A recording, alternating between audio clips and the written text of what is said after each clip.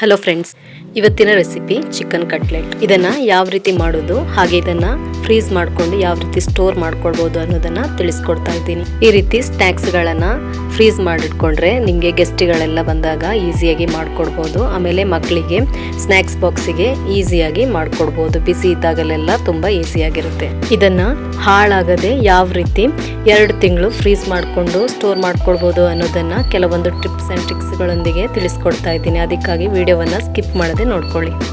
ಹಾಗಾದ್ರೆ ಯಾವ ರೀತಿ ಮಾಡೋದು, ಏನೆಲ್ಲ ಸಾಮಗ್ರಿಗಳು ಬೇಕು ಅನ್ನೋದನ್ನ ನೋಡ್ಕೊಳ್ಳೋಣ.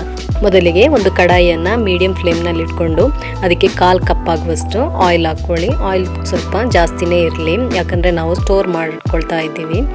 ಆಯಿಲ್ ಬಿಸಿ ಆದ ನಂತರ 2 ಮೀಡಿಯಂ ಸೈಜ್ ನಲ್ಲಿರುವ ಆನಿಯನ್ ಅನ್ನ ಸಣ್ಣದಾಗಿ ಕಟ್ ಮಾಡಿಕೊಂಡು ಹಾಕೊಳ್ಳಿ. ನಂತರ ಇದನ್ನ ಸ್ವಲ್ಪ ಹೊತ್ತು ಫ್ರೈ ಮಾಡ್ಕೊಳ್ಳಿ. ಇವಾಗ ಇದಕ್ಕೆ 1 ಕಪ್ ಆಗುವಷ್ಟು ಕ್ಯಾರೆಟ್ ಅನ್ನ ಸಣ್ಣದಾಗಿ ಕಟ್ ಮಾಡಿಕೊಂಡು ಹಾಕೊಳ್ಳಿ, ಅಥವಾ 2 ಮೀಡಿಯಂ ಸೈಜ್ ನಲ್ಲಿ ಇರೋದು. ಬೀನ್ಸ್ ಅದನ್ನು ಕೂಡ ಸಣ್ಣದಾಗಿ ಕಟ್ ಮಾಡಿಕೊಂಡು 1 ಕಪ್ ಆಗುವಷ್ಟು ಹಾಕೊಳ್ಳಿ. ಇವಾಗ ಇದನ್ನ ಚೆನ್ನಾಗಿ ಫ್ರೈ ಮಾಡ್ಕೋಬೇಕು. ಇದನ್ನ ಫ್ರೈ ಮಾಡ್ಕೊಳ್ಳುವಾಗ ರುಚಿಗೆ ತಕ್ಕಷ್ಟು ಉಪ್ಪು ಹಾಕೊಂಡು ಫ್ರೈ ಮಾಡ್ಕೊಳ್ಳಿ. ಇವಾಗ ಇದು ಚೆನ್ನಾಗಿ ಫ್ರೈ ಆಗಬೇಕು. ಚೆನ್ನಾಗಿ ಫ್ರೈ ಆದ್ರೇನೆ ಕಟ್ಲೆಟ್ ಟೇಸ್ಟ್ ತುಂಬ ಚೆನ್ನಾಗಿರುತ್ತೆ. ಆಮೇಲೆ ನಾವು ಇದನ್ನ ಸ್ಟೋರ್ ಮಾಡ್ಕೊಳ್ಳೋದ್ರಿಂದ ತುಂಬ ಚೆನ್ನಾಗಿ ಫ್ರೈ ಆದ್ರೇನೆ ಅದು ಚೆನ್ನಾಗಿರುತ್ತೆ, ಇಲ್ಲಾಂದ್ರೆ ನೀರು ಬಿಟ್ಕೊಳ್ಳುತ್ತೆ ನಾವು ಫ್ರೀಸ್ ಮಾಡ್ಕೊಳ್ಳುವಾಗ. ಅದಕ್ಕೋಸ್ಕರ ಚೆನ್ನಾಗಿ ಫ್ರೈ ಮಾಡ್ಕೋಬೇಕು. ಇವಾಗ ಕ್ಯಾಬೇಜ್ 1 ಕಪ್ ಆಗುವಷ್ಟು ಕಟ್ ಮಾಡ್ಕೊಂಡು ಹಾಕೊಳ್ಳಿ, ಸಣ್ಣದಾಗಿ ಕಟ್ ಮಾಡ್ಕೊಂಡು ಹಾಕೊಳ್ಳಿ. ಆಮೇಲೆ ಕ್ಯಾಪ್ಸಿಕಮ್ ಅದು ಕೂಡ 1 ಕಪ್ ಆಗುವಷ್ಟು ಹಾಕೊಳ್ಳಿ, ಅಥವಾ 2 ಮೀಡಿಯಂ ಸೈಜ್ ನಲ್ಲಿರೋದು. ಇದನ್ನ ಕೂಡ ಚೆನ್ನಾಗಿ ಫ್ರೈ ಮಾಡ್ಕೋಬೇಕು. ಇವಾಗ ನೋಡಿ, ನಮ್ಮ ವೆಜ್ಜಿಸ್ ಎಲ್ಲ ಚೆನ್ನಾಗಿ ಫ್ರೈ ಆಗಿದೆ. ಇವಾಗ ಇದಕ್ಕೆ ಬೇಕಾದಂತಹ ಮಸಾಲ ಹುಡಿಗಳನ್ನು ಹಾಕ್ಕೊಳ್ಳೋಣ. ಗಾರ್ಲಿಕ್ ಪೌಡರ್ 2 ಟೇಬಲ್ ಸ್ಪೂನು, ಆಮೇಲೆ pepper powder 1 tablespoon, garam masala 2 teaspoon, chicken masala 1 teaspoon, kasuri methi 1 teaspoon, cumin powder 1 teaspoon, ಆಮೇಲೆ turmeric powder 1/2 teaspoon, chilli powder 3 tablespoon ಅಷ್ಟು ಹಾಕ್ಕೊಂಡು ಚೆನ್ನಾಗಿ ಮಿಕ್ಸ್ ಮಾಡ್ಕೊಳ್ಳಿ. ಮಸಾಲ ಹುಡಿಗಳೆಲ್ಲ ಚೆನ್ನಾಗಿ ಮಿಕ್ಸ್ ಆದ ನಂತರ ಬಾಯ್ಲ್ಡ್ ಪೊಟೆಟೊ 3 ಮೀಡಿಯಂ ಸೈಜ್ನಲ್ಲಿರೋದು ಹಾಕ್ಕೊಳ್ಳಿ. ಇದನ್ನು ಸ್ಮ್ಯಾಶ್ ಮಾಡಿಕೊಂಡು ಹಾಕ್ಕೊಳ್ಳಿ. ಇವಾಗ ಇದನ್ನು ಚೆನ್ನಾಗಿ ಮಿಕ್ಸ್ ಮಾಡ್ಕೊಳ್ಳಿ. ಇದನ್ನು ಕೂಡ ಸ್ವಲ್ಪ ಹೊತ್ತು ಫ್ರೈ ಮಾಡ್ಕೋಬೇಕು. ಇದೇ ರೀತಿ ನೀವು ಎಲ್ಲ ಸ್ನ್ಯಾಕ್ಸ್ಗಳನ್ನು ಫ್ರೀಸ್ ಮಾಡ್ಕೊಳ್ಬೋದು, ರೋಲ್ಸ್, ಕಟ್ಲೆಟ್ಸ್, ಸಮೋಸ ಅದೆಲ್ಲ. ಆದರೆ ನಾವು ಮಸಾಲ ಮಾಡ್ಕೊಳ್ಳುವಾಗ ಸ್ವಲ್ಪ ಎಣ್ಣೆ ಜಾಸ್ತಿ ಹಾಕ್ಕೋಬೇಕು. ಆಮೇಲೆ ನಾವು ಏನೆಲ್ಲ ಸಾಮಗ್ರಿಗಳನ್ನು ಹಾಕ್ಕೊಳ್ತೇವೆ ನೋಡಿ, ಅದೆಲ್ಲ ಚೆನ್ನಾಗಿ ಫ್ರೈ ಮಾಡ್ಕೋಬೇಕು. ಚೆನ್ನಾಗಿ ಫ್ರೈ ಮಾಡಿಕೊಂಡ್ರೆ ಅದು 1 ರಿಂದ 2 ತಿಂಗಳು ಫ್ರೀಸ್ ಮಾಡಿಟ್ಕೊಳ್ಬೋದು. ಇವಾಗ ಬೇಯಿಸ್ಕೊಂಡು ಶ್ರೆಡ್ ಮಾಡಿಟ್ಟಿರುವಂತಹ ಚಿಕನ್ 300 ಗ್ರಾಮ್ ಅಷ್ಟು ಹಾಕ್ಕೊಳ್ಳಿ. ಬೇಯಿಸ್ಕೊಳ್ಳುವಾಗ ಚಿಕನನ್ನು ನಾನು ಉಪ್ಪು ಆಮೇಲೆ ಪೆಪ್ಪರ್ ಹುಡಿ ಹಾಕ್ಕೊಂಡಿದ್ದೀನಿ. ಇವಾಗ ಕೊತ್ತಂಬರಿ ಸೊಪ್ಪು ಸ್ವಲ್ಪ ಹಾಕ್ಕೊಂಡು ಇದನ್ನು ಕೂಡ ಚೆನ್ನಾಗಿ ಮಿಕ್ಸ್ ಮಾಡ್ಕೊಳ್ಳಿ. ಇನ್ನು ಕೂಡ ನಮ್ಮ ಚಾನಲನ್ನು ಸಬ್ಸ್ಕ್ರೈಬ್ ಮಾಡದೆ ನೋಡ್ಕೊಳ್ತಾ ಇದ್ರೆ ಪ್ಲೀಸ್ ಸಬ್ಸ್ಕ್ರೈಬ್ ಮಾಡ್ಕೊಳ್ಳಿ. ಹಾಗೆ ವಿಡಿಯೋ ಇಷ್ಟವಾಗೋದಾದರೆ ಒಂದು ಲೈಕ್ ಕೊಟ್ಟು ಸಪೋರ್ಟ್ ಮಾಡಿ. ಫ್ರೆಂಡ್ಸ್ ಫ್ಯಾಮಿಲಿಗಳಿಗೆ ಶೇರ್ ಮಾಡ್ಕೊಳ್ಳಿ. ಈ ರೀತಿ ಸ್ನ್ಯಾಕ್ಸ್ಗಳನ್ನು ಮಾಡಿಕೊಂಡು ಸ್ಟೋರ್ ಮಾಡಿಕೊಳ್ಳೋದ್ರಿಂದ ನಿಮಗೆ ದಿಢೀರನೆ ಗೆಸ್ಟ್ಗಳು ಬಂದರೆ ಈಸಿಯಾಗಿ ಮಾಡಿಕೊಡ್ಬೋದು. ಆಮೇಲೆ ಈವ್ನಿಂಗ್ ಸ್ನ್ಯಾಕ್ಸ್ ಆಗಿಯೂ ಕೂಡ ಮಾಡಿಕೊಡ್ಬೋದು. ಆಮೇಲೆ ಮಕ್ಕಳಿಗೆ ಸ್ನ್ಯಾಕ್ಸ್ ಬಾಕ್ಸಿಗೆ ಈಸಿಯಾಗಿ ಮಾಡಿಕೊಡ್ಬೋದು. ಇವಾಗ ನೋಡಿ, ಮಸಾಲೆಗಳು ಎಲ್ಲ ವೆಜ್ಜೀಸ್, ಚಿಕನ್ಸ್ ಎಲ್ಲ ಚೆನ್ನಾಗಿ ಮಿಕ್ಸ್ ಆಗಿ ರೆಡಿಯಾಗಿದೆ.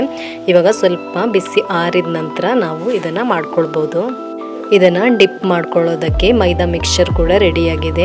ಇದನ್ನು ಮೈದಾ 3 ಟೇಬಲ್ ಸ್ಪೂನ್ ಅಷ್ಟು ಮೈದಾ ಹಾಕ್ಕೊಂಡ್ರೆ 2 ಟೇಬಲ್ ಸ್ಪೂನ್ ಅಷ್ಟು ನೀರು ಹಾಕ್ಕೊಂಡು ಮಿಕ್ಸ್ ಮಾಡಿಕೊಂಡ್ರೆ ರೆಡಿ ಆಗುತ್ತೆ. ಆಮೇಲೆ ಬ್ರೆಡ್ ಕ್ರಮ್ಸ್.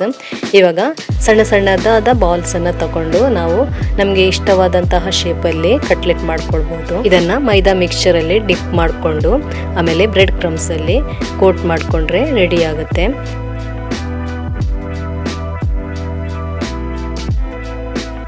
ಇದೇ ರೀತಿಯಾಗಿ ಎಲ್ಲದನ್ನು ಮಾಡ್ಕೊಳ್ಳಿ.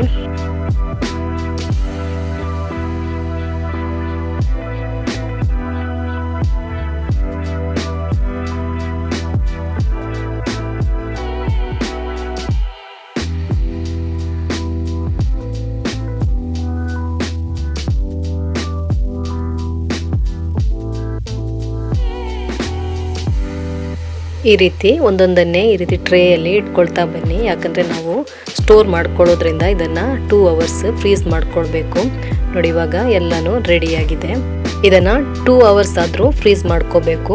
ಫ್ರೀಸ್ ಮಾಡದೇ ಸ್ಟೋರ್ ಮಾಡ್ಕೊಳ್ಬೋದು, ಆದರೆ ಫ್ರೀಸ್ ಮಾಡಿಕೊಂಡು ಸ್ಟೋರ್ ಮಾಡ್ಕೊಳ್ಳೋದ್ರಿಂದ ಇದು ಚೆನ್ನಾಗಿರುತ್ತೆ.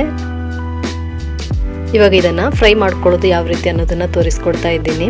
ಒಂದು ತವವನ್ನು ಮೀಡಿಯಂ ಫ್ಲೇಮ್ನಲ್ಲಿ ಇಟ್ಕೊಂಡು ಒಂದು 2ರಿಂದ 3 ಟೇಬಲ್ ಸ್ಪೂನಷ್ಟು ಆಯಿಲ್ ಹಾಕ್ಕೊಳ್ಳಿ. ಅದು ಬಿಸಿಯಾದ ನಂತರ ಇದನ್ನು ಫ್ರೈ ಮಾಡ್ಕೊಳ್ಬೋದು. ಮೀಡಿಯಂ ಟು ಲೋ ಫ್ಲೇಮ್ನಲ್ಲಿ ಇಟ್ಕೊಂಡು ಒಂದು 5ರಿಂದ 6 ನಿಮಿಷ ಫ್ರೈ ಮಾಡಿಕೊಂಡ್ರೆ ರೆಡಿ ಆಗಿಬಿಡುತ್ತೆ ಇದು.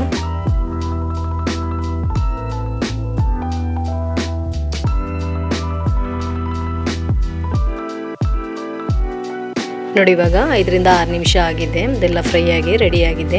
ಸಾಸ್ ಅಥವಾ ಮೈನಸ್ನೊಂದಿಗೆ ಇದನ್ನು ಸರ್ವ್ ಮಾಡ್ಕೊಳ್ಬೋದು. ಇವಾಗ ನೋಡಿ 2 ಅವರ್ಸ್ ಫ್ರೀಸ್ ಆಗಿರುವಂತಹ ಕಟ್ಲೆಟನ್ನು ನಾವು ಜಿಪ್ ಲಾಕ್ ಬ್ಯಾಗಲ್ಲಿ ಈ ರೀತಿ ಸ್ಟೋರ್ ಮಾಡಿಕೊಂಡು ಫ್ರೀಸರಲ್ಲಿ ಇಟ್ಕೊಳ್ಬೋದು.